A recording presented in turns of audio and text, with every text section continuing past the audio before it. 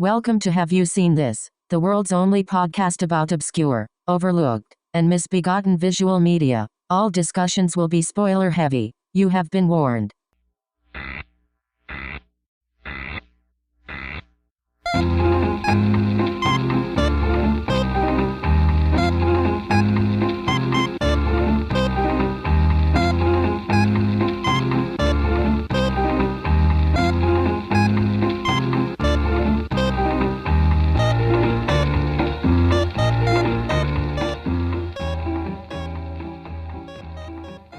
Welcome to Have You Seen This? It's Jen.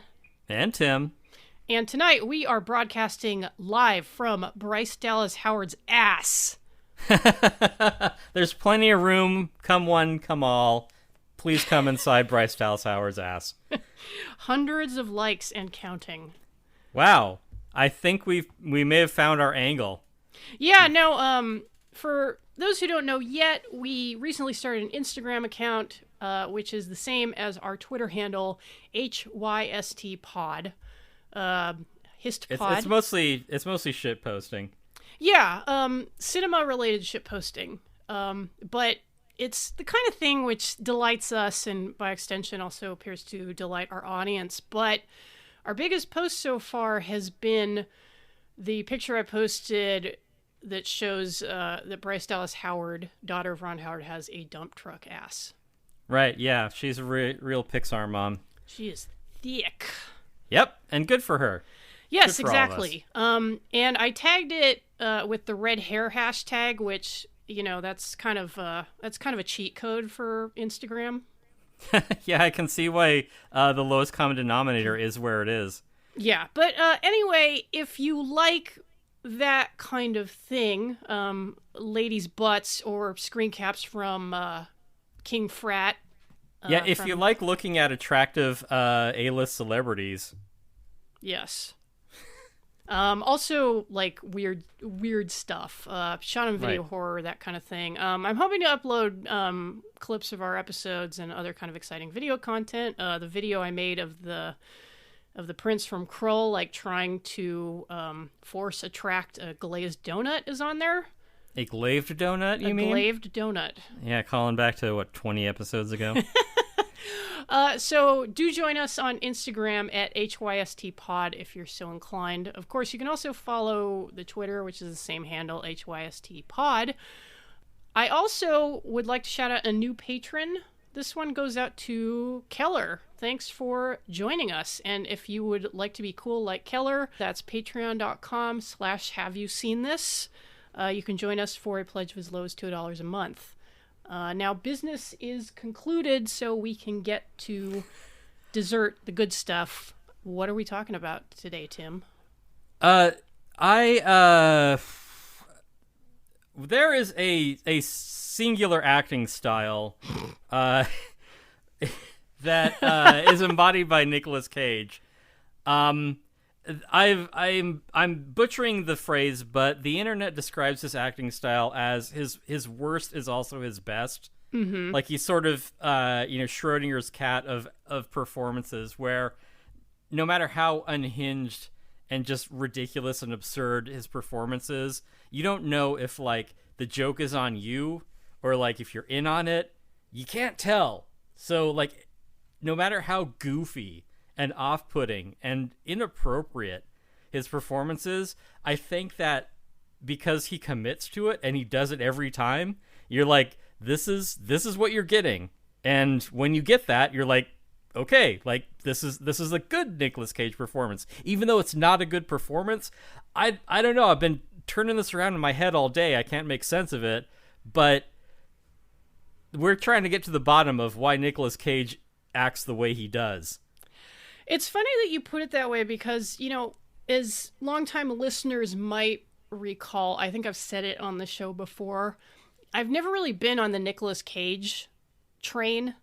As I got older, I had kind of shifted to this point of view of well, you know, people really like him. He obviously has a charisma which draws people in, and he's very memeable. I kind of get why people like love him so much. Yeah, it's kind of the same thing as what Christopher Walken is doing. Right. So, as I was saying, I had not been on the Nicolas Cage train up to this point, but today I watched Vampire's Kiss from 1988, and I finally get it. I get the Nicolas Cage thing. Right. It is a remarkable performance, and the movie is tailor-made for this show because people really did not... This is yet another movie that people really did not fucking get at the time it came out. Yeah, and I hasten to add, Nicolas Cage, I think that you can put him in the same... You can sort him in the same, sorting hat as Christopher Walken and Al Pacino. Like, I think Al Pacino, like, he put in, like, some nuanced performances, and then... He kind of got his hook, like people liked him for a certain kind of performance, and then he just became that performance. So yeah, and no, finish what you were saying. No, I was going to move on to the next thing. What were you going to say? Oh, well, what I was going to say about Pacino is that this is to kind of state a hack opinion on like late period Pacino. Mm-hmm. I think that the consensus is like, oh, like he had that like really ridiculous performance in Heat, and he's really over the top in like Scent of a Woman. So late period Pacino is where he kind of just leaned into being like a total ham and Jack about Nicholson. Great asses. Yeah. Speaking of Bryce Dallas Howard, Jack Jack the point Nicholson. That's another good one. The point I was going to make is that Pacino has kind of taken this turn into camp, whereas Nicolas Cage seems to have embraced camp from the very, very beginning. Yeah, kind of, almost on an Andy Kaufman level. Like, it's never winking. It is just like, it's, the joke never stops. Yes. In a way. Yeah, and it makes me want to kind of go back and reevaluate some of his like 80s performances, because I remember like he has a small part in Cotton Club, and I have the super duper director's cut on Blu-ray, which I haven't had time to watch yet, but I'm very much looking forward to. And I always thought he was terrible in Cotton Club, but now I kind of want to go back and see if maybe like I just didn't get what the fuck he was doing.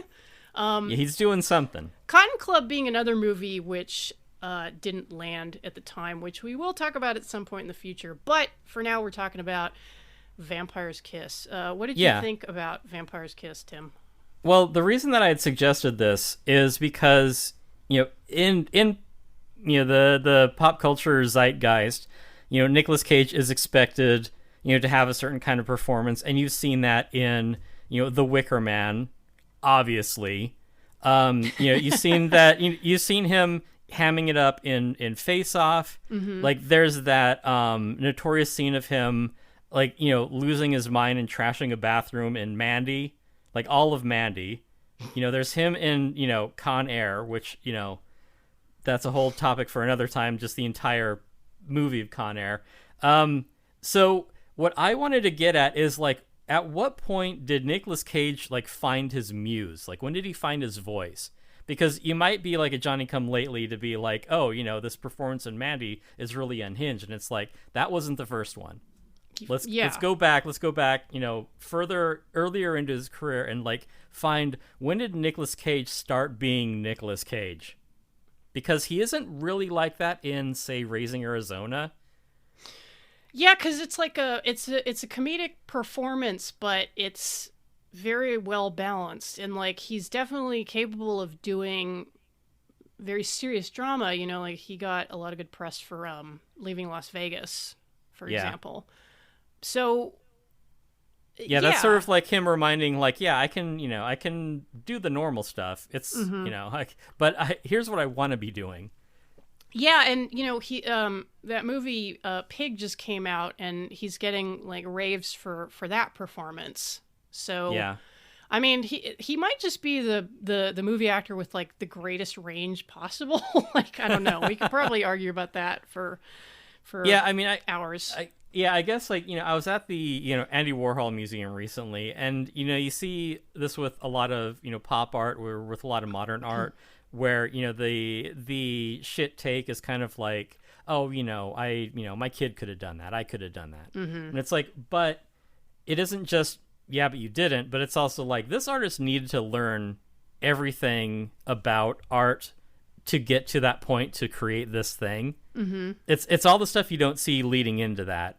And I think that's kind of what, what you can use that metaphor to describe Nicolas Cage's acting style, in that he knows how to act. He chooses to act a particular way.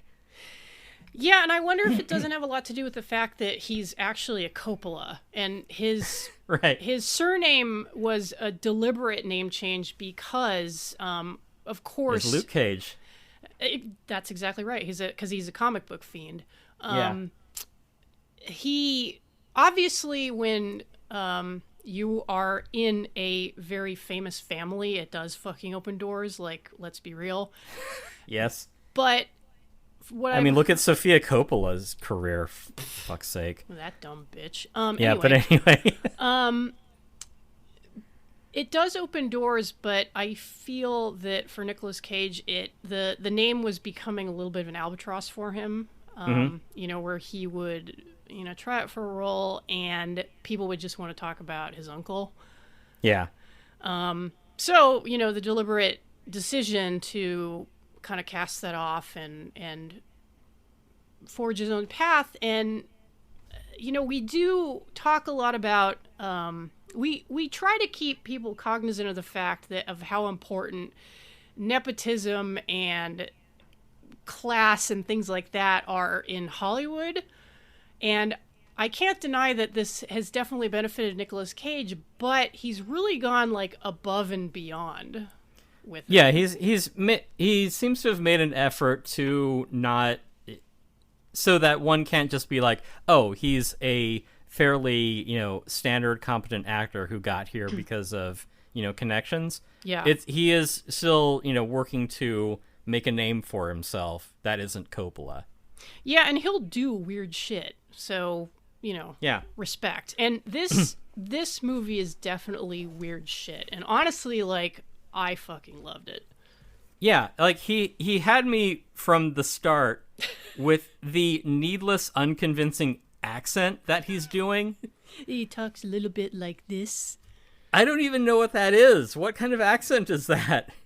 It's what I've heard is that it's because he's playing a character who's like he's a guy who lives in Manhattan, wealthy, he's a literary agent, and it's for the character it's a deliberate affectation, and it does seem to become stronger when he's talking to people that he wants to impress. Okay. But yeah, like, it's an interesting choice because at first you're like, what is this guy doing? When you hear him talking like this, you're kind of like, where is he going with this? Yeah. Like, what the hell is going to happen with this guy? And it's really a ride. It's a really fascinating character study. Yeah, because he's doing all the weirdly frenetic, explosive things that, like, you'll see him doing these things in, Face Off, or you'll see him doing, these explosive, unconvincing acts in, like, Mandy or, Wicker Man or whatever. But, like, all the stuff that you've seen in his later movies, he's doing here. Like, there's a scene of him talking to his therapist, and, like, he's just, like, frantically, like, shouting out the ABCs.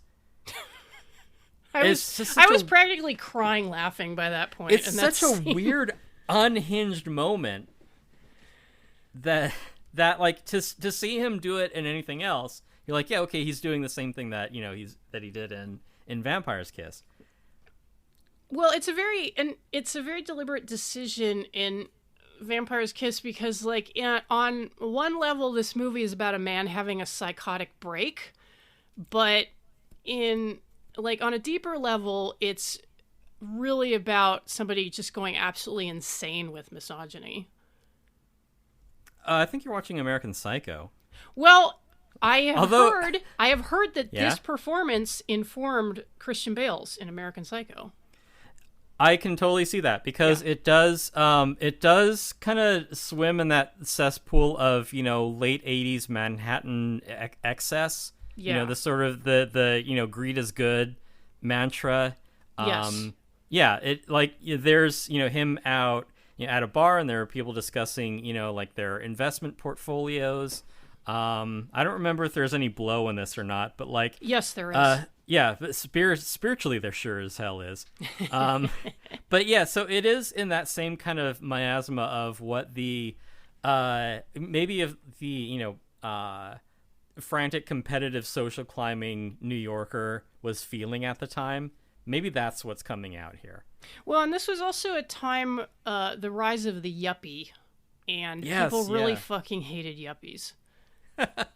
Right. Yeah, that provides some much needed context. Yuppies. I'd forgotten about them. Thanks, Jen. And it's interesting to compare this movie to another one that we covered several episodes back, which Tim watched. Bright Lights, Big City, yes. Yes. Tim watched it, but he wasn't in on the episode because I think correctly Tim was like, this movie is not worth my time.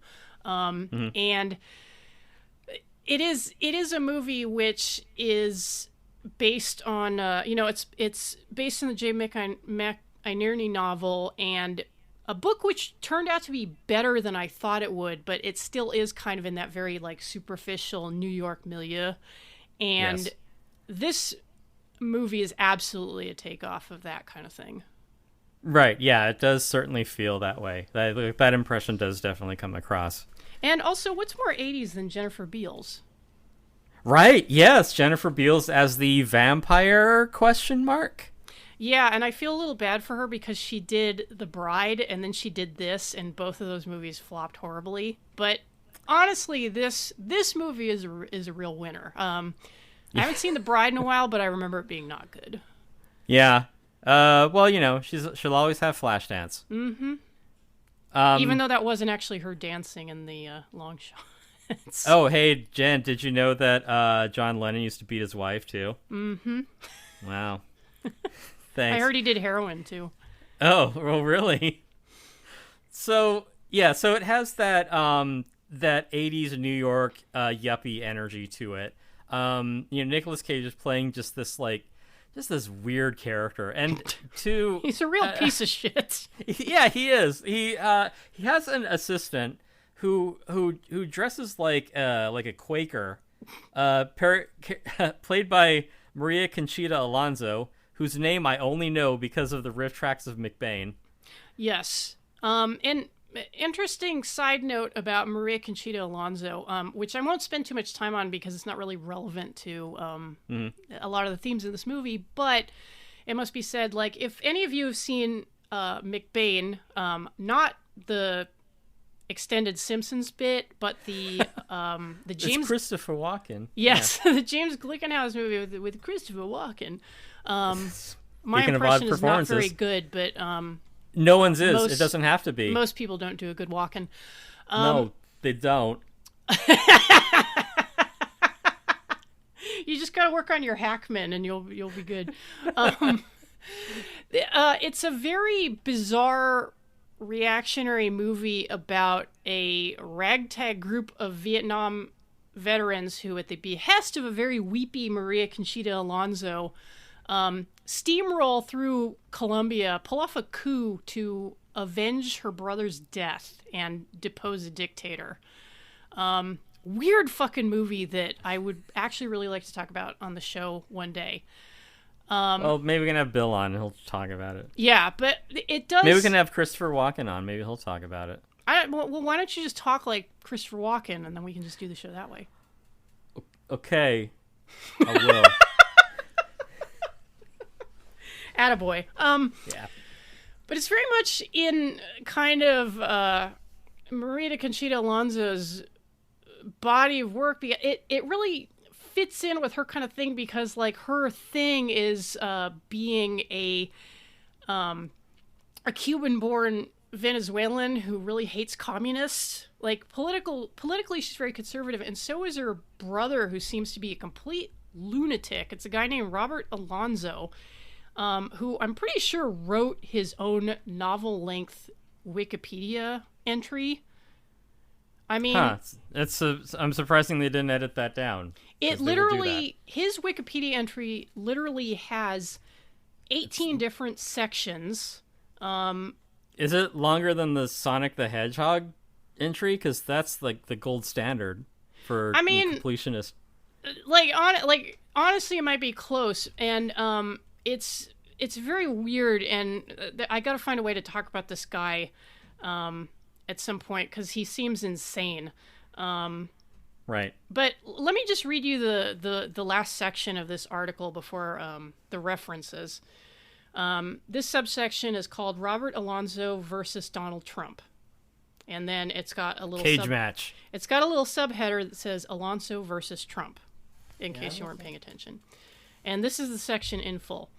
On July 18th, 2020, Robert Alonzo wrote President Donald Trump a public letter, which was delivered to him by hand by a mutual friend, claiming his support to the Venezuelan socialists. The letter was copied to many important personalities related to him and was read by more than 2.5 million people. How big was this letter? It must have been enormous. I don't know, but the site on it is the letter itself, and it points back to Robert Alonzo's website, which at a glance is, again, a site created by a lunatic. But suffice to say, Marita Conchita Alonso, level. Her family seems pretty reactionary. Whatever. That's a topic for another time. She's very good in this movie as this poor, tormented woman who has to work for Nicolas Cage's character. She's no Elizabeth Pena. I'm Team Pena then. Never heard a bad thing about her. Wow. Well, I mean, Elizabeth Pena being she did play an actual Jezebel in Jacob's Ladder, so it's a very very different role. Like Tim said, Maria Conchita Alonso. Go back and listen to that episode. Yeah, Maria Conchita Alonso in this role is, she's obviously a good Catholic girl, and she dresses like one, but she is unfortunate enough to have to work for this absolute piece of dog shit. Right, yeah, and he does get the meme is based on it. He has a whole scene berating her when he's just off his nut, thinks he's becoming a vampire, where he's telling her, he's like, I'm gonna, you're gonna have to work late, and you're gonna find this file. Like this missing contract is about the only through line in the story, which is weird. That that's the whole thread that this hangs on. Yeah, the smallness of the story is worth noting because it is such a petty thing, which really sparks the plot into motion. And there's even a scene where what's his name in the movie is Peter Lowe. There's a scene where Peter Lowe fields a call from the guy who was requesting the contract, and Lowe is using this moment to try to intimidate his secretary Alva, Maria Conchita Alonso. He's trying to make it look like she's in a big fucking trouble because this guy needs this fucking contract like yesterday.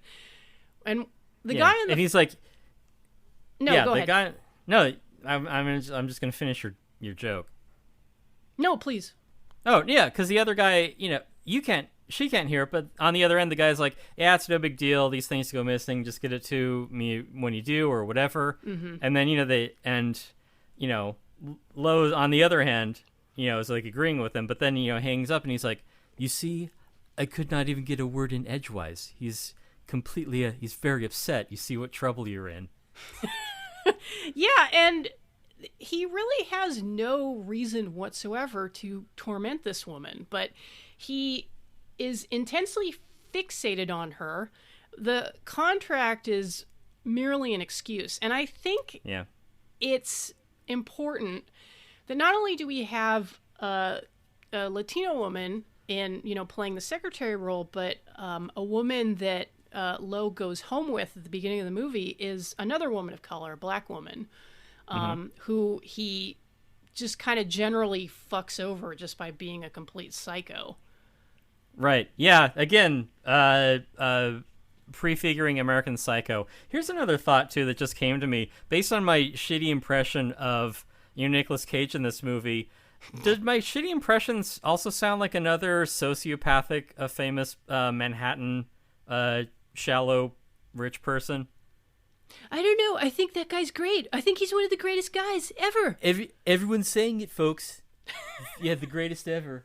Just They're- like, I give it a close viewing. See if maybe that accent, that whatever weird accent that Nick Cage is doing in this, maybe that is the accent. Maybe that's the voice. That's a really good point. Like, I don't know if it's maybe like some just very fucking weird Manhattan kind of affectation, because it could be. I don't know a fuck of a lot about NYC. I've lived on the West Coast my whole life. I did look up the actual West address. Coast. Thank you. Where Nicolas Cage lives in the movie, and it is it last sold like a couple years ago for $7 million. So very very. So tiny what is that, address. about 1,000 square feet or?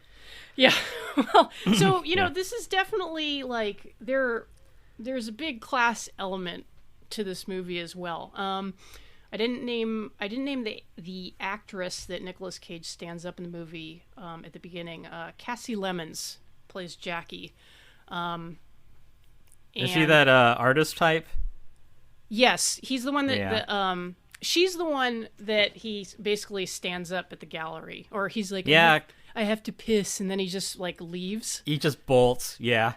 And it's interesting to note that at all the points in the movie where Peter Lowe might have to be honest or reveal a bit of himself or have an actual self-reflective moment, he just deflects it like a fucking expert. Right. Yeah. He's there to like not take responsibility for himself. He's there to like use and exploit people, a parasite, some sort of blood-sucking metaphor. I don't know. Yeah, so you can read this movie in a couple different ways. You can read it from the angle of like this is an exploration of misogyny, or you can kind of take it as from like a kind of class angle. But I think both readings definitely work in this case. Yeah, I mean, I definitely take it as a class angle because in that scene that I had mentioned earlier, the later one where he's berating his, I guess she's his assistant or whatever, Maria Conchita Alonso, how he's saying Alva. like I can't. Alva. Thank you. Yeah, where the memeable scene where he's saying he can't find anyone else to do it because like she is the lowest rung on the ladder. Mm-hmm. He's saying I couldn't think of a more horrible job, and he is just like staring daggers at her when he's delivering this line, being like, I'm gonna do this to you purely because I can, because you have no other options. Exactly. It's just being a horrible boss. Yeah, and this is also kind of re-emphasized later when we see Alva at her home, and her mom's kind of berating her like, you need to get out of bed, like you can't afford to lose this job. Right. Everyone hates their boss, like just get your ass to Manhattan and blah blah blah. Because she lives in the outer boroughs with like her family. Right. So there's like a huge like class difference there, but I don't think it's a coincidence that the women that Nicolas Cage treats like trash in this movie are women of color.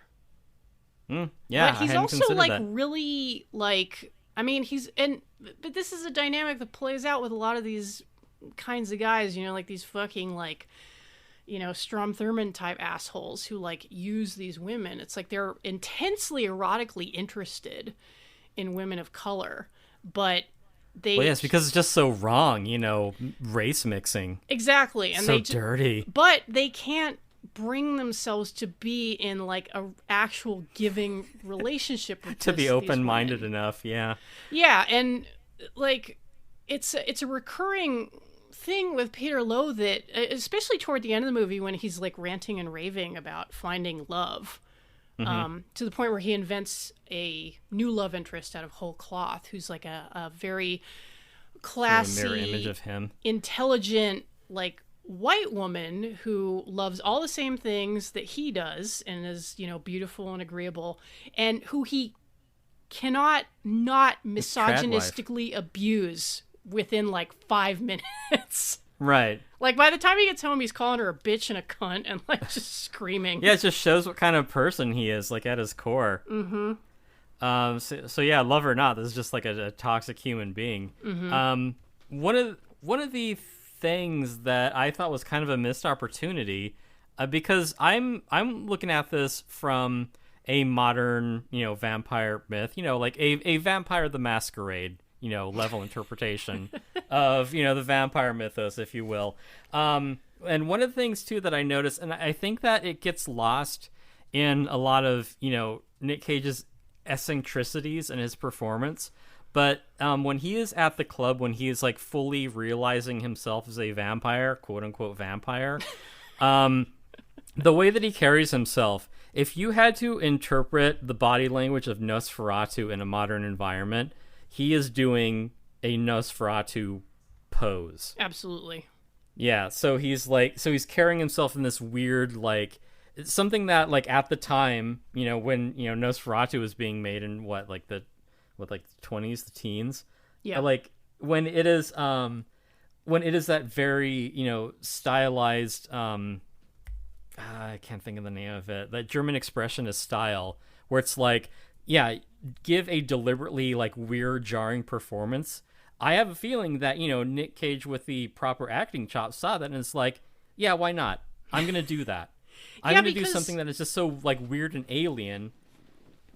Well, why not? I think it's part of how he acts out in his psychotic break, because when there's a scene of Jennifer Beals, Rachel the vampire, just basically like doming him, and he's just kind of staring listlessly at a TV which is playing Nosferatu.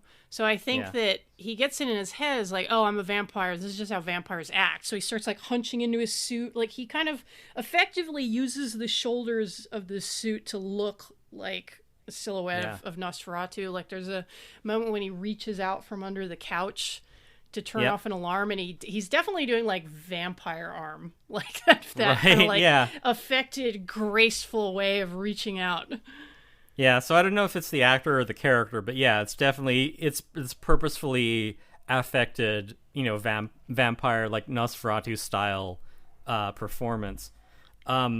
Going back to Vampire the Masquerade really quickly, I guess that if you were to play Peter Lowe in a Vampire the Masquerade game, your clan would be the Ventru, because those are the ones that seek wealth and power. That definitely fits. Yeah, Jen, you know your Masquerade lore. I did read through the source book. I think 2nd edition. Yeah. Yeah. Me, I was a glasswalker, but I was a Guru glasswalker, which is like 1% of them. It's like, cool. You picked the wrong clan, you idiot. I don't think I ever settled on a clan because I couldn't decide. Well, yeah, I know. That's why I stopped trying to encourage you guys to play games with me. One of the bitter. Yeah, well, no, I know when to cut my losses. Aww. Yeah. So one of Darren never ran the game, so. Right. Well, you can lead a horse to water. One of the missed opportunities I felt, though, in this this abusive relationship, between Lowe and Alva, I thought that the movie might have set her up as his Renfield. Because she's kind of, this weak-willed person who kind of, is doing his bidding. Like, she's not exactly, she's not like kissing his feet, isn't in his thrall, but like he is pushing her around to like basically do like, all of his grunt work. I thought that they were going to take that in a direction of her being, Renfield to him, but they didn't do anything with that. Well, I think it would have changed the tone of the story, because like really, at least the way I interpret it, the story is really about a particular type of guy, like using this vampire thing as kind of an excuse to act out. And Peter Lowe as a character is, he really is the kind of guy who just acts like really fucking weird and phony, because he's he's a weird phony. He's a fucking weird phony rich person. But because he is so demented by his experiences with women, like he does not know how to relate to women in a normal way. Like women like Alva and Jackie, he's just going to treat with contempt. Rachel, who he conceptualizes in his mind as like a vampire, is probably just some regular chick who like fucking goes to like New York nightclubs. But, she's like beautiful and white and they fucked. So he gets this weird fixation on her. But she doesn't know or care who the fuck he is. Like when he finally confronts her at the nightclub, she's like, Peter, right? Like she has no attachment to this man, but he has invented this entire scenario out of whole cloth where, she's commanding him, but she's also demanding like, tell me you love me. Tell me you love me. Yeah, she's this kind of insecure dom. Yeah, like the way that bitches do, you know what I mean? Like, it's a very... I do, Jen. Well, I was going to ask you, Tim, like, how many vampire women have you dated? Well, ones that, like, just drain my will to live, you mean? Or... Which, that kind of, and, like, I swear to God, Tim, I'm not fucking putting you on the spot here. Like, that's not the intent. But...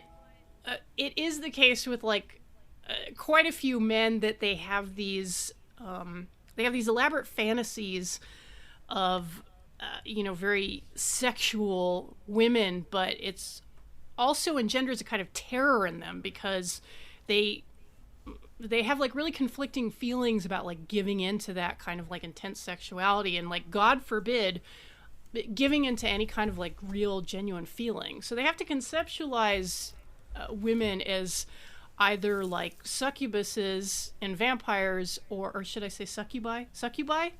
Yeah, succubi.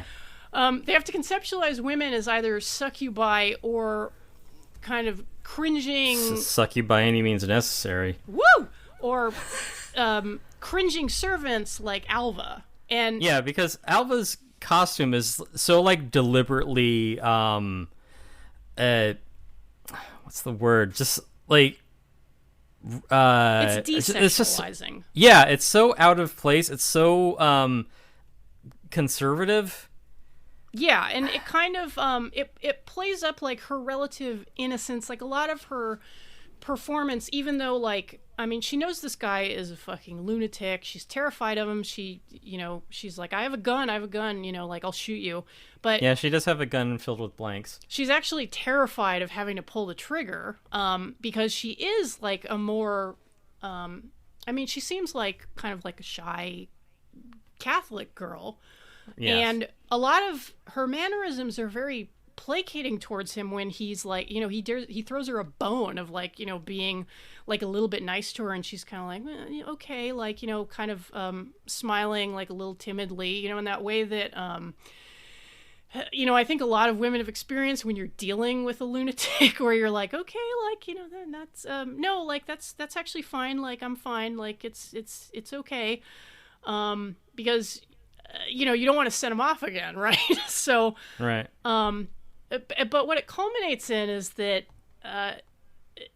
because he is so, he has this weird fucking fixation on her, he eventually chases her down to the basement of their building, and she's threatening to pull the trigger, but like Tim said, the gun is filled with blanks, and she's crying and she's begging like, please don't rape me, and he's like, oh, I'll rape you.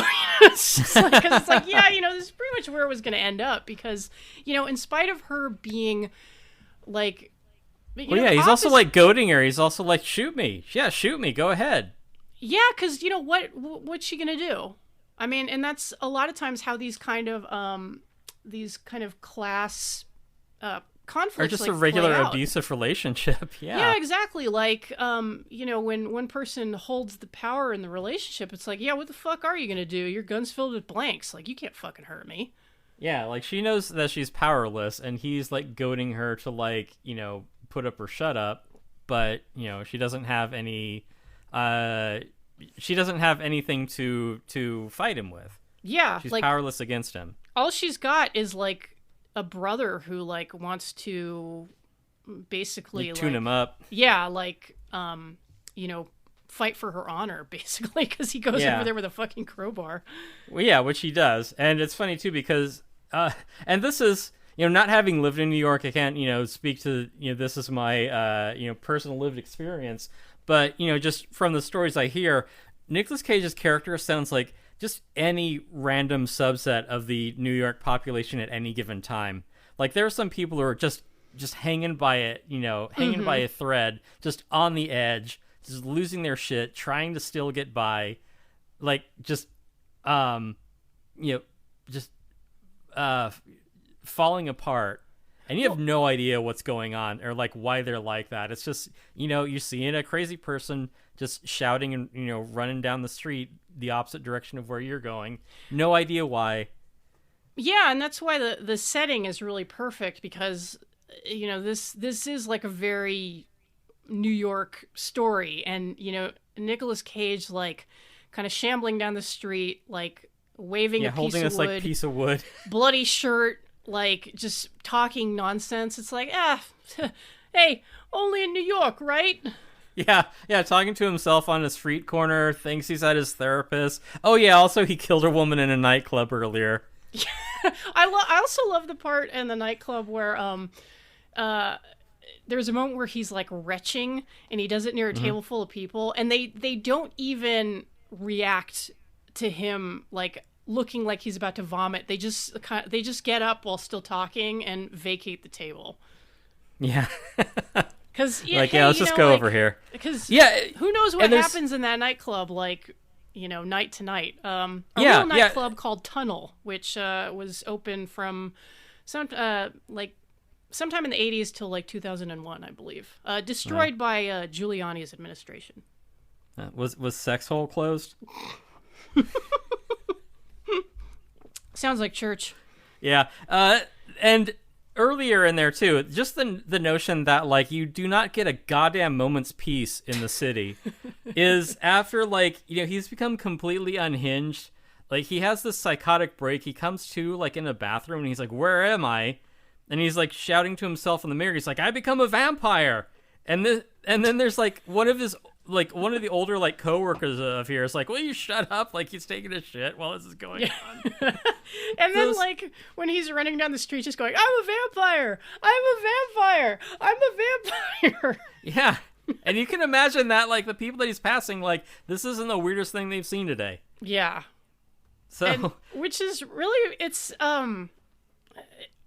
really apt that a man can slowly lose his mind in a city full of millions of people, and it's just like, that guy's crazy. And then he dies he dies in squalor, which is also, like, so telling. Just like he ate a pigeon. He, like, tore up his apartment because, again, like, if you want to talk about the scene in Mandy of him in the bathroom, like, he already did that here. He already trashed the room in, like, his weird inimitable way. It's a very good room trashing scene. Like, when he kicks the lamp and it just, like, explodes. Yeah. So, and he makes a coffin out of his couch. And, the whole thing. That was a really good bit, the couch coffin. Yeah. Also, Nicolas Cage actually ate a cockroach for this movie. Yeah. Yeah. Well, hey, who says he's not a good actor? And you don't even need to, like, dig into trivia to figure that out about the movie, because there's no cut as he puts the cockroach in his fucking mouth and starts chewing. Right. Yeah. Like, this is a man who commits 100%. So, like, like I said, I finally get it. Respect. I understand Nicolas Cage now. Yeah, and the thing too is that, like, if you're the director of you're some director of an otherwise minor late 80s horror comedy, and you've got Nicolas Cage on there, and he's just like, yeah, I'm just gonna do this. Like, you gonna say no to that? Like, look at this performance. You can't be like, hey, Nick, I want you to do it differently. You'd be like, no, keep going. Yeah, more. God, that scene of him where he thinks he's in his therapist's office is just so good. I really like when he's at his worst. Going to buy some fake vampire teeth because got to look the part, but he's got like $6, so he gets like the cheapo plastic Halloween teeth, and he's calling his therapist from a phone booth, and just like the guy just is like at his wit's end. Like, he's just wrecked. He's like you don't know if you're coming or going, buddy. Like, he's got the fake plastic teeth, and he's talking to the therapist, and she's like, well, we're supposed to meet Tuesday. Is Tuesday good for you? And he's like, I need something sooner. He's like, Monday? And he's like, sooner. Like, this guy is fucking cracking up. What do we make of the fact that his therapist has a boy toy? I didn't know what to make of that. It's very interesting. Like, I don't know quite what to make of it either, but she is herself a vampire. Powerful woman. Well, the therapy scenes are pretty key because they really quickly establish like exactly what kind of a piece of shit Peter Lowe is, because this is a man who is doing, I think, kind of the obligatory like wealthy New York person thing, which is like, oh, I see a therapist, you know, but he's not getting his money's worth because he's not getting any better. Yeah. He's not, and it's self-sabotaging because anytime there's, like I said earlier, like anytime there's a moment for him to be honest or self-lacerating or real, he just completely takes a left turn and deflects. Yeah, it does not show a character who has the capacity for self-reflection or empathy or humility. One of the things that I am not clear on is like when he's running down the street and he's shouting, I'm a vampire, does he feel good about that or no? I think, it's hard to answer like in the moment because I think there are a lot of different directions that you could take it in. Like what occurs to me immediately is that the vampire thing is, it's a good excuse to Peter for him to just act completely out of pocket. I mean, this is a man who has a clear loathing of women, and everyone, including rapists, knows that it's not appropriate to sexually assault or murder women, but hey, that's what vampires do, right? Yeah, they just take advantage of people as part of their nature. Yeah, and you know what, it's that fucking bitch Rachel who did this to him. Hey. Yeah. So, and in fact, sorry to resort to Wikipedia again, but I was looking up some stuff about the cast, and I see that look stuff up. Wow. That's why people pay $2 a month, Tim. Worth it. Yeah. Yes. Interesting note about the screenwriter, whose name is Joseph Minion. I assume Minion of the Devil. Maybe he's like small and yellow and speaks in gobbledygook. Yeah, he speaks in Tagalog. Yeah. It says here that Joseph Minion wrote the film as he grappled with depression. In an interview with Zach Schoenfeld of The Ringer, Minion said that while on vacation in Barbados with his then girlfriend, he wrote the screenplay as a response to his toxic relationship with her. Dealing with themes of isolation, loneliness, and domination, Barbara Zitwer, his girlfriend, who had come on as a producer for the film, found the final product to be horrifying. Well, great. It elicited an emotional reaction. That's what you want in good art. And I have to depart with this assertion. The story was extremely emblematic of their relationship together, and Minion's depiction of Zitwer as a vampire and destroying him was clear foreshadowing to the end of their relationship during production. Like, I think that's a really one-dimensional kind of reading of it. Like, it seems to me more of an exploration of these kind of like specifically male delusions about women. Oh, I don't know if it's delusional. I mean, you can be in an abusive relationship and, feel the way that, Peter was feeling, as, this woman is, sucking his will to live. That's true, away. But this seems to be a delusion of his. I mean, like Rachel does not actually come back to his apartment and suck his blood. Like, she's completely confounded when he runs into her in the nightclub. Right. Yeah. I'm saying what what Wikipedia says the script is based on. Sure. Yeah. And, I'm sure that a guy like Peter Lowe would be like, oh, like all my girlfriends they've just been cunts. They fucking abused me. And it's like, you're the guy who's doing the abusing, dude. The writer or the character? The character. Oh, okay. I mean, I can't comment on the writer at all. Like, I don't know the guy. I will say, kind of another interesting side note about him. His credits are very thin after this movie. He does. That's unfortunate. Well, he does have a few scattered credits after this, but there might be a good reason for it, because apparently he did write the screenplay for Martin Scorsese's After Hours, another New York-based movie. One it's a gap in my Scorsese canon. I think it's on Criterion right now, so I definitely want to watch it. But he wrote the screenplay for this, but there's a blog post that makes the case that he plagiarized quite a bit of that story from another writer. Now, that would explain why he didn't write very much. Yeah. It's tough to come up with new material. Yeah, so I don't know if he was just, like, bereft of his own ideas after Vampire's Kiss. Like, sometimes people have only one, like, really... abusive girlfriend, yeah. Well, sometimes people only have, like, one, like, really earth-shattering work in them. Yeah. And maybe he ran dry after Vampire's Kiss, because I don't really see any notable credits, like, after this. Yeah, he had a story to tell. He got it out of his system, and, he returned to obscurity. But it's fascinating because this movie, if we take the account of the creation and production of it, like, this is a really scathing self-portrait if it's really based on himself. I mean, it can be based on something, but then, have other, twists and turns added to it. If it was just a straight, like, guy griping about his shitty girlfriend, like, that's not an interesting movie. That can be the seed of it, but then you can do other things with it. Sure, but this movie is not, for example, bad timing. Like, that's a movie where, while the male in the relationship does turn out to be pretty monstrous, it's a very toxic relationship from both sides.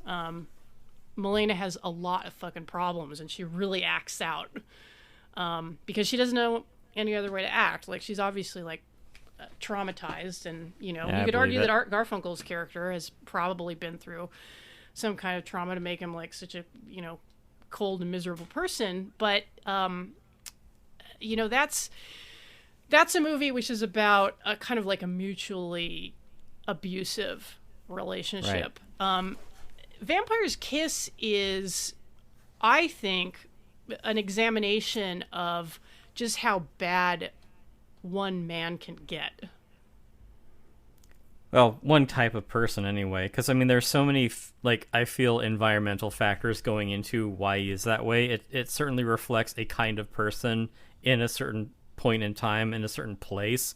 Well, you're right, because you can't and I don't want to sound like I'm just flattening it to one thing, because you absolutely can't ignore the setting, the class element. These are all very crucial to the movie. But maybe these things together are what make, like, the misogyny, like, so egregious. Like, it doesn't exist in a vacuum. And this particular brand of abusive misogyny is, like, exacerbated by class differences.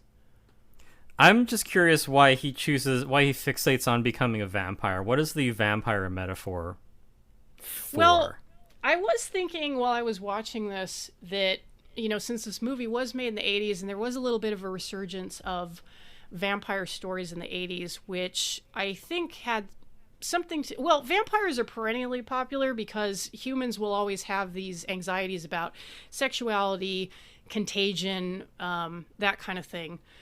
Yeah. But, New York in the 80s was also very hard hit by AIDS and HIV. So yeah, is he like a bug chasing vampire? Yeah, because he's a guy who picks up women in nightclubs and fucks them. So of course, and in spite of the fact that it's actually really hard to, it's not usually female partners transmitting HIV to male partners. I think it's easier for it to go the other way. But that doesn't matter. Like, I mean, we're in the middle of a pandemic, and I think it's proved again and again how people don't really have a lot of like heavy scientific knowledge. There's a lot of misinformation that goes around. So of course, like in the 80s with AIDS, there was like a huge amount of paranoia about casual sex. Yeah. I mean, there isn't anything in the movie to back this up, but you can put it as, Nicolas Cage being a, metaphorical, spreader of this, deadly contagion. Yeah, it's like that that really like threadbare urban legend, the lipstick on the mirror, welcome to the wonderful world of AIDS, or whatever the fuck it is. Oh, I thought that was the one about getting stabbed with a needle in a movie theater. No, it's the one where somebody put a chihuahua in the microwave. Right. No, there's a hook hanging from the rearview mirror. Yeah, but, you can kind of see how, because vampires have always represented, among many other things, a fear of contagion, and vampires are always, like, really sexual. Yeah, I mean, even in shitty vampire stories written by a Mormon. Right. Ugh. Yeah. Those aren't canon. I want to say you can make a stronger case for the vampire connection in like Cruising, as a metaphorical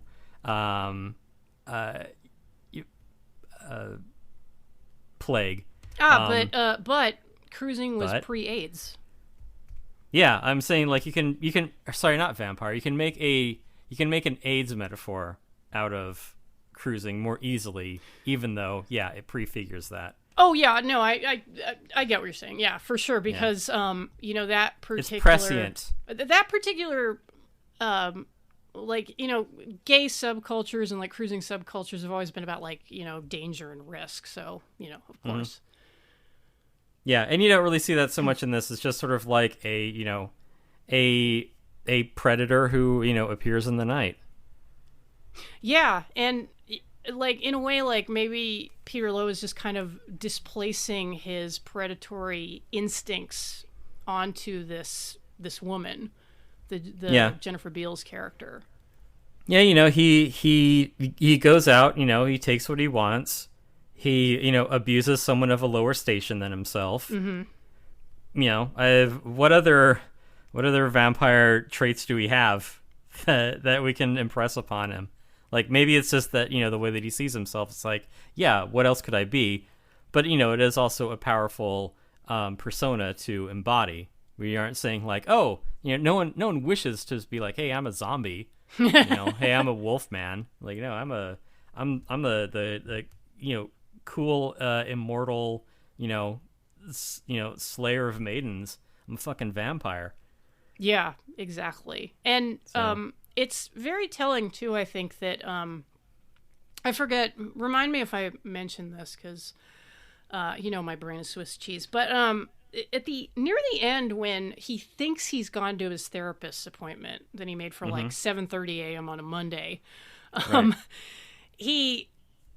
He ends up, like, his therapist ends up, basically playing the part of a Yenta. I think because, like, that's what he projects onto her is like, oh, no, like, you should really, like, set me up with one of your other patients. And in his fantasy, that's what she does. She says, oh, the patient after you, she's looking for the same thing. She's looking for love. Mm-hmm. And...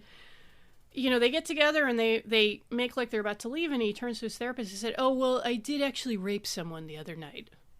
Yeah. Oh, and I killed someone. Yeah, like he confesses to rape and murder. And yeah, and she's like, I'll cover it up. Yeah, like in his fantasy, she says, oh no, like I'll take care of the cops, and like, hey, like rape, that's just expressing the id. It's fine.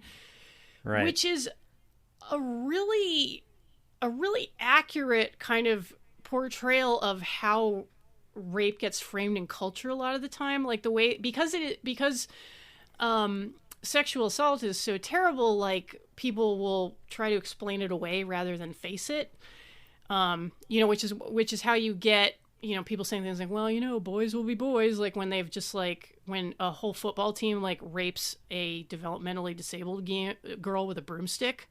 Yeah, or, Supreme Court judge holds down a woman or allegedly does something on a day that his day planner says he was present for. Hey, that's what frats are like. It's all about brotherhood and, sexually assaulting women together. Hey, he was blackout drunk. He couldn't be held accountable. So, yeah, I mean, we've made, before, like, what? But yeah, sorry, I'm sorry to interrupt you, but just to drive the point home, are we? Because of, so to speak, Right. The way that his therapist responds to him in his fantasy is really emblematic of how the crimes of the powerful are generally covered up by the people close to them. Yeah, and we've talked before in Loose Change about it being lizard people who run the world, or there might even Tim, be just like say Jews. Come on. Just or Jews, obviously. Speaking of Jew York City. Yeah, right. Or like Devil's Advocate. It's the devil pulling the strings and tempting mankind. Mm-hmm. It's like, why not fucking vampires? I mean, they tick all the boxes of higher class people. Prey on those who can't defend themselves, get their crimes swept under the rug. Live a much better longer life than the rest of us. Complete parasites, contribute nothing of value, take more than they give. Vampire, why not? That's right, Jews. I mean vampires. Jen, I think we have a Jewish listener. Don't say that. I don't even know if I'll fucking leave that in, but maybe that's just a joke between you and me. Right, a joke between you, me, and the Illuminati. Between you and me, the two anti-Semites. But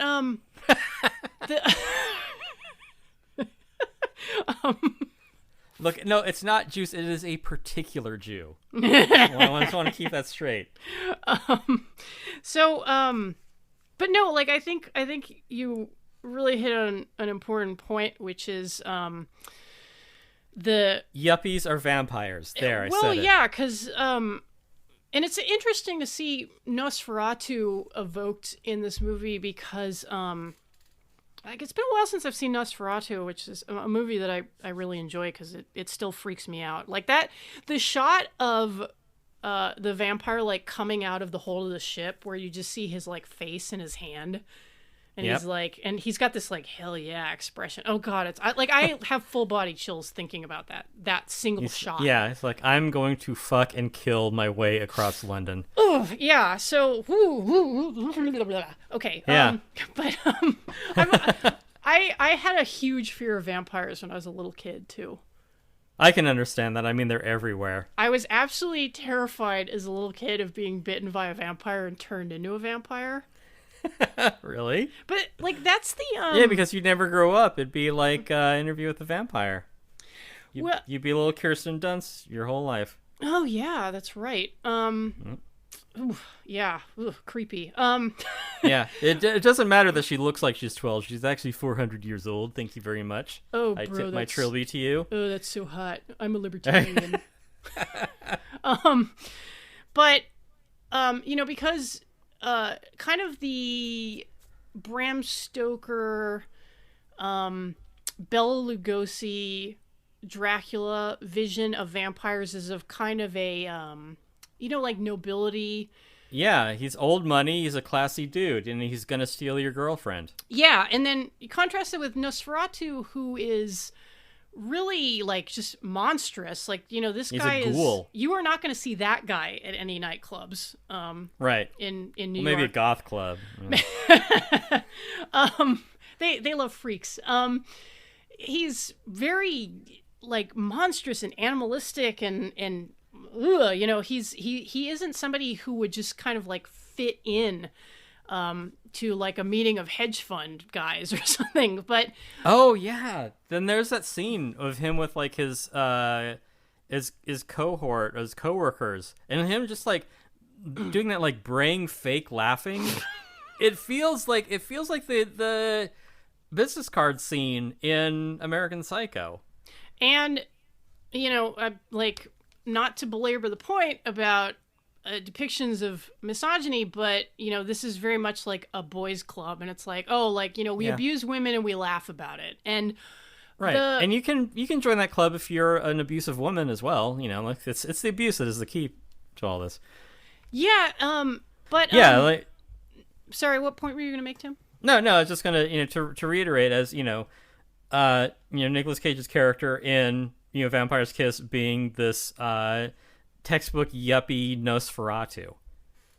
Like, I think that's what he perfectly embodies in this. Yeah, and you know, like I mentioned, like the Nosferatu vampire is you know, very monstrous, but the later vampire, the Bela Lugosi type, or, you know, the Gary Oldman in the other Coppola's movie, the Dracula movie. Yeah. And Nicolas Cage's uncle also directed a movie about vampires. But, you know, he's like like you said, like an old money guy, like living in this castle. But he's doing it all for love. Yeah. And he's basically going to, like, you know, steal this guy's girlfriend. Because it's like, I saw her first. Yeah. 300 years ago. Yeah. Yeah. So, it's interesting, kind of the, you know, that Peter Lowe is inspired by Nosferatu, but he is that kind of vampire who moves in lofty circles. And I think that kind of that meeting scene that you mentioned, like, really drives that home, because, you know, it's a bunch of these fucking ghouls, like, laughing about a woman who's just being tormented to her wit's end. And it's really clear how powerfully affected Alva is by her boss's treatment of her, because, you know, she's probably catatonic by the end. She can't, he sexually assaults her. You know, she goes home, she curls up, she won't come out of her room. It takes most of the weekend for her to get up the strength to go tell her brother what's happened. We don't even see her telling him. She just basically breaks down in his arms. Like, this is a woman who's been profoundly traumatized by this experience. And that's the kind of thing that, you know, people like Peter Lowe and his cronies just fucking laugh off, because, you know, hey, like, you know, she's just a stupid cunt, right? Well, it's like, what else are you gonna do? Are you gonna go, like, you should consider yourself lucky to even have this job. Yeah, exactly. Because she has no recourse except, like, her brother with a tire iron. Right. Yeah. And then ultimately Peter Lowe basically murks himself with the stake. Well, I don't know. In some, like, weird, I don't know, is it like a crisis of conscience? It's like, you know, he's begging Alva to shoot him. Mm-hmm. You know, he wants people to, like, put the stake through him because he seems conflicted about being a vampire. In the later scenes, when, like, you know, the sun is up, and, you know, he doesn't seem entirely okay with it. Even though he embraces being a vampire, he also seems to be of two minds about it, and he wants to die. He wants to be killed for, I don't know, maybe put him out of his misery. Maybe that's what this is a metaphor for. You know what I think it is? And, you know, not to tread too close to personal traumas or anything like that, but if you've ever been in a relationship, like, you know, even just a friendship with, like, a very toxic, manipulative person, like, have you ever had that experience where someone is screaming at you, like, I'm gonna kill myself, or you know, after they've just verbally and emotionally abused you, just been like, I'm such a piece of shit, I'm sorry. It's because the people who do this kind of thing, like, literally don't know how to deal with their negative feelings. Like, they don't have a way to say, like, you know what, like, I'm feeling really bad about this. Like, I'm feeling very defensive and attacked, and I'm taking it out on you. That would require self-reflection. Like, the act of the manipulator is to be like, I'm gonna fucking kill myself, and then you'll be sorry, or, you know, just fucking shoot me because I'm such a piece of shit. You know, it's not an honest way of connecting with a partner. It's basically like turning the aggression on the other person, making them the abuser, and having a pity party for yourself. And I think a lot of what Peter Lowe is doing is kind of running around being like, yeah, I'm a vampire. I'm a fucking piece of shit who like murders women in nightclubs, you know? Yeah, he's sort of like, reveling in it despite, him knowing that it's not okay. Yeah. Yeah, and I really... But he's not doing anything to, like, he's not doing anything to stop doing it. Yeah, like, he's not gonna not rape his secretary. Right, he's gonna do it and then be like, fuck, shoot me, bitch. Yeah, right. Like, I mean, she can't prevent him from raping her. Why not rape her? Mm-hmm. I think, like... Again, that's sort of like, vampire got a vampire. Like, you sustain yourself by murdering people. Like, that's what a vampire does. Yeah. So it's if you're a human being trying to come to terms with that, that's going to take a lot out of you. You might want to just take a stake through the heart. Yeah, and to go back to cruising, it's like the mantra of the killer in that movie is, you made me do this. Right, yeah. Simply by being like a young, hot guy having a good time in a bar. Yeah, you brought this on yourself. It's your fault for what's happening to you. Yeah, and it's like you can be like a really meek person and dress like Alva, and you can still get fucking sexually assaulted by your boss. Hey, yeah, that's an excellent point. Yeah. Yeah, and at no point were the were the class of people preying on the rest of us in New York ever going to stop. Yeah. Like they would have to be made to stop. They'd have to be, destroyed by sunlight, or had a cross, forced against them, or a stake through the heart. Like they were never going to stop being this way. This is just the way they are. And maybe that's why this movie works so much better than Bright Lights Big City, because in Bright Lights Big City, when like the sun finally falls on Michael J. Fox, he has this really maudlin revelation, like revolving around freshly baked bread. Okay. And then he's like, you know what, I'm gonna go call that girl that I really hit it off with. And it's like, well, maybe this is the first step on a larger journey, but like you're still a fuck up who just does cocaine and like sabotages like anything you're kind of a good product that you have of your in your life. environment. As long as you're in that, like you aren't going to change your nature. It's going to continue to reinforce those habits. Yeah, and it does make me wonder, like, what if we followed the story of the Michael J. Fox character from Bright Lights Big City, like, he's a likable, good-looking young guy with connections. Like, yeah, he fucked up his fact-checking job, but he could probably get another really good gig in Manhattan. Maybe he would just turn into Peter Lowe eventually. Yeah, and unless they're killed outright, a vampire is just gonna go into torpor and come back 200 or 300 years later, and then you got you got the Dracula series from Gatiss and Stephen Moffat. Mm-hmm. So yeah, like there it's something that it's perhaps a metaphor for an impulse that never really goes away until it's killed outright. Yeah, like oh Jesus, like so many things in our society, like the kind of violence visited upon the lower classes by the ruling classes, or that old perennial misogyny. Like, right. How the fuck do you kill that? It's an undead monster. Yeah, there you go. There are layers to this, man. And to kind of bring it around full circle, it's I think it's why, like, I was thinking about it as I was watching the movie, because as much as I'm like, I get why Nicolas Cage is Nicolas Cage, the performance does have you asking questions a lot of the time because it's so out there. Yeah. But it occurs to me that because it is like a really out there comedic performance, it didn't work in the initial release, but for me, it definitely put the movie across, because it takes a lot of, if you'll pardon the pun, it defangs some of the horror of the story. Yeah. Because it is a horrible story. Like, imagine if Nicolas Cage had played this role completely straight. It would be... You'd be like, this is a literal monster. Yeah, it would be like a horror movie about a man who has a psychotic break that leads him to rape and kill. And it's like, oh, that's fun.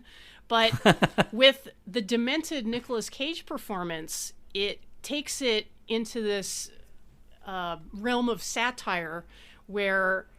you're laughing as like horrible things are happening. And yeah, is this like pathetic oddball character? Yeah, like he's basically a shell. There is nothing sincere about this man. There is no self-reflection. Like he's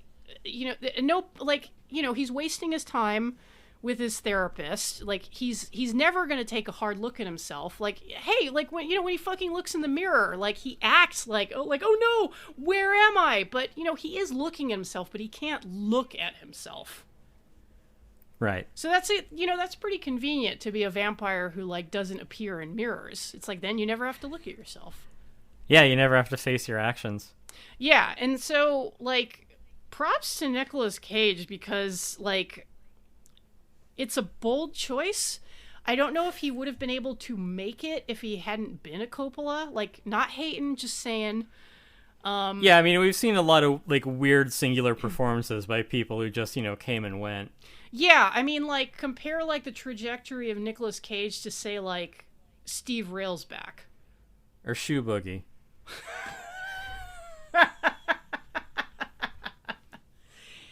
If you or someone knows Shoe Boogie, please get in touch with us. info@haveyouseen.us. I think we're about 20 years too late for that.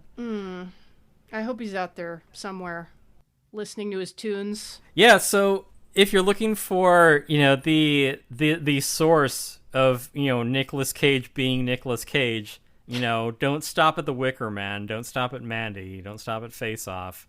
Go direct to the source.